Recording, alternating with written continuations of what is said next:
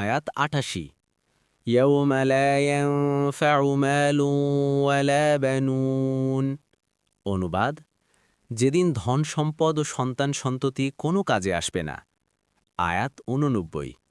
ইল্লা মান আতাল্লাহ বিকলবিন সালিম। অনুবাদ: সেদিন উপকৃত হবে শুধু সে, যে আল্লাহর কাছে আসবে বিশুদ্ধ অন্তঃকরণ নিয়ে। আয়াত ৯০। ওয়া উজলিফাতিল জান্নাতু লিল মুত্তাকিন। অনুবাদ: আর মুত্তাকিদের নিকটবর্তী করা হবে জান্নাত। আয়াত ৯১। ওয়া বুররিজাতিল জাহিমু লিল গাওয়িন। অনুবাদ: এবং পথভ্রষ্টদের জন্য উন্মোচিত করা হবে জাহান্নাম। বোল্ডের তাফসীর। ১ নম্বর ফুটনোটের বিবরণ। অর্থাৎ একদিকে মুত্তাকিরা জান্নাতে প্রবেশ করার আগেই দেখতে থাকবেন আল্লাহর মেহেরবানিতে কেমন নেয়ামতে পরিপূর্ণ জায়গায় তারা যাবে, অন্যদিকে পথভ্রষ্টরা তখনও হাসরের ময়দানেই অবস্থান করবে।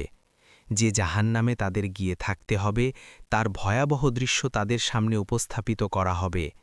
দেখুন ফাতহুল কাদির, কুরতুবী।